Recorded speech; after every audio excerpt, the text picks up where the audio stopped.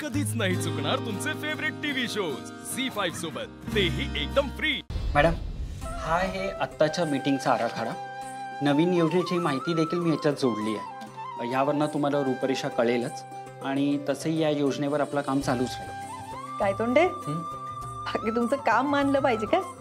Madam, आता इतके वर्ष तुमच्यासोबत काम करतोय, तुमच्या कामाची पद्धत, तुमचं विजन हे माझ्या बरोबर लक्षात आलं। हो, पण मला तुमच्या कामात कधीच काही अडचण वाटत नाही, खरंच। Thank you madam, all credit goes to you. अहो नाही, प्लीज। एनिवेज मॅडम, हा बघा, हा प्लॅन आहे जो आपल्याला वन अधिकाऱ्यांना पाठवायचा आहे। हा आपला पहिला प्लॅन आहे। यामध्ये भविष्यात कधी पूरस्थिती उद्भवलीच तर त्यापासून वाचण्यासाठी आपल्याला किती वृक्षारोपण केलं पाहिजे आणि निसर्गाचं संवर्धन कसं केलं पाहिजे याविषयी इत्तमभूत माहिती। गुड। आणि ज्या सर्वेसाठी मी स्वतः लक्ष घातलं होतं ती सगळी ठिकाणी यात नमूद केली आहेत ना? हो मॅडम, ती सर्व ठिकाणी मी नमूद केली आहेत। इनफॅक्ट संख्या देखील नमूद केली। मी हा प्लॅन मग सेंड करतो त्यात। हो। बाय द वे मॅडम, आजच्या मीटिंग बद्दल तुम्ही विसरला होतात का?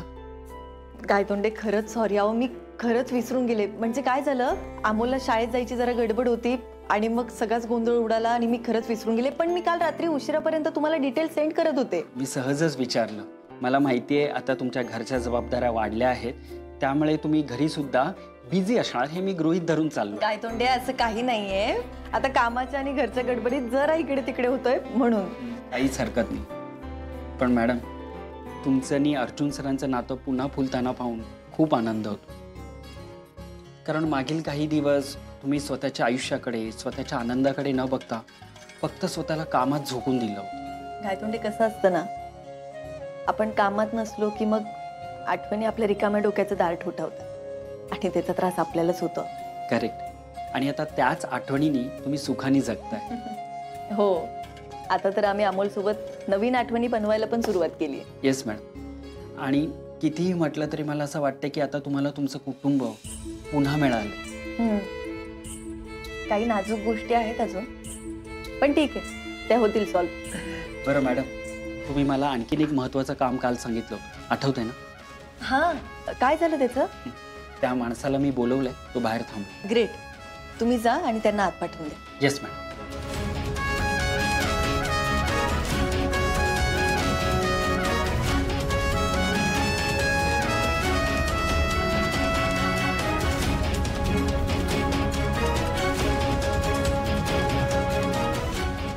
आत येऊ का मॅडम? या।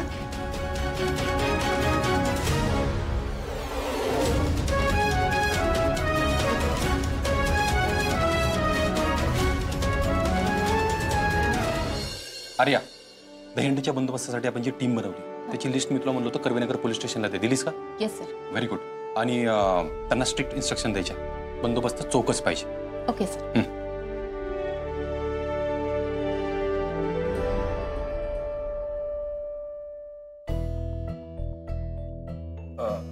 आर्या, काय ग, काय बोलायचं होतं का? हो अर्जुन, थोडं बोलायचं होतं तुझ्या बरोबर। ये बस। नाही नको। बर बोल। अर्जुन, मागील काही दिवसात आपण ठरवल्याप्रमाणे मी तुझ्यापासून लांब राहण्याचा खूप प्रयत्न केला, तेही जमेना म्हणून तुझ्या माझ्या मैत्रीत रमण्याचा प्रयत्न केला, पण ते शक्यच होत नाहीये अर्जुन। मी नाही राहू शकत आहे तुझ्याशिवाय। अगं आर्या, तू काय बोलतेस कळते का तुला? हो अर्जुन, मला चांगलं कळतंय मी काय बोलते।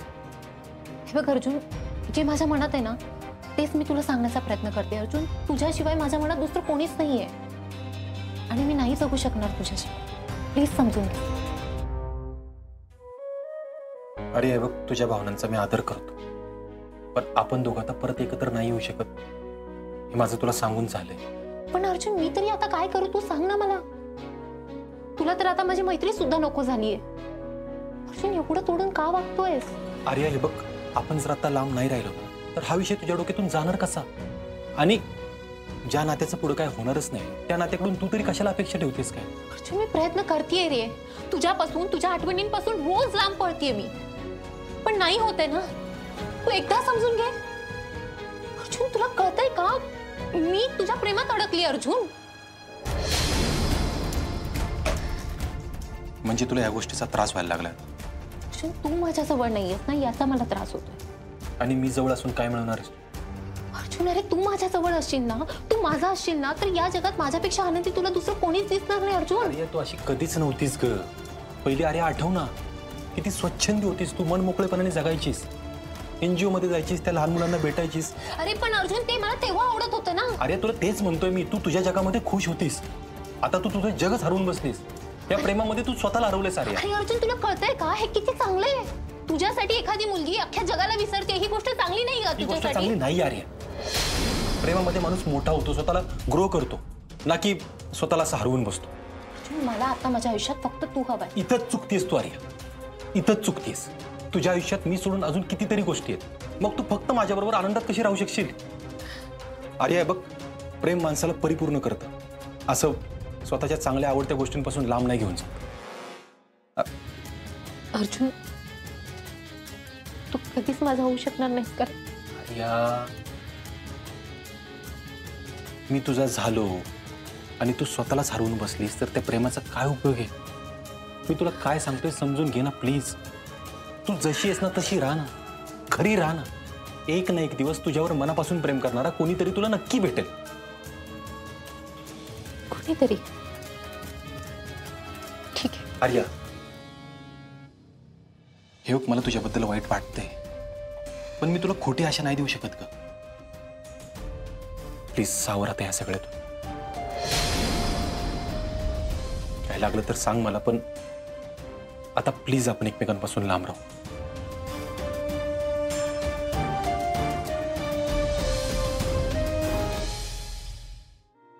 मॅडम, ठीक आहे. अरे मॅडम, तुमच्या दृष्टीने अर्जुन साहेब चुकीचे असतील, मला नाही वाटत अर्जुन साहेब चुकलेत म्हणून. काय चिंचुके, म्हणजे आता तुम्हाला सुद्धा असं वाटतंय की मी अर्जुनसाठी योग्य जोडीदार नाहीये? अहो, तुम्ही अर्जुन साहेबांना मिळवण्यासाठी किती प्रयत्न केले. अहो, अर्जुन साहेब आता नाहीत ऐकत, हे तुम्हाला अगोदरच कळायला पाहिजे होतं ना. अहो, तुम्हाला तर चांगलंच माहितीये मी अर्जुन पण निस्वार्थ प्रेम करते. मी कधीच त्याला माझी मतं, माझे विचार त्याच्यावर लादले नाही का त्याला त्याच्या निर्णयावर कधीच जबरदस्ती केली नाही. चिंचुके, मग मी कुठे चुकली सांगा ना तुम्ही. हो मॅडम, मी चुकीचं कुठं म्हणतोय, पण तुम्ही पण साहेबांना अगोदर समजून घ्यायला पाहिजे होतं ना. चिंचुके, काय बोलताय तुम्ही? अहो, आमच्या साखरपुड्याच्या दिवशी सुद्धा मी अर्जुनशी स्पष्ट बोलली होती. मी त्याला विचारलं होतं की हा साखरपुडा तू तुझ्या मर्जीने करतोयस ना, तर तो मला हो बोलला होता. साखरपुडा सुद्धा त्याच्या मर्जीने केला होता मी, आणि लग्नासाठी सुद्धा पुरेपूर वेळ दिला मी. मग अजून काय समजून घ्यायला हवं तुम्ही? हो मॅडम, पण अर्जुन साहेबांना आता अमोल सोबत राहायचंय. हे कुठं समजून घेतलं तुम्ही? तुमचं प्रेम साहेबांना दडपण वाटायला लागलं. अहो, हे कुठं समजून घेतलंय तुम्ही? अहो, तुमच्या नात्यात बाकीचे काय? अहो, तुम्ही स्वतः खुश आहे का हे कधी समजून घेणार आहे तुम्ही? सांगा ना. आता मला काहीच कळत नाहीये. हो मॅडम, ज्याच्यावर आपण निस्वार्थी प्रेम करतो ना, ती व्यक्ती आनंदी आहे, खुश आहे. त्याच्या आनंदात जर आपण आपला आनंद मानला ना, तर लवकर आनंद सापडेल तुम्हाला. कसला आनंद चिंचुके? अहो, मी हारलीये या प्रेमाच्या लढाईत, मी हारलीये.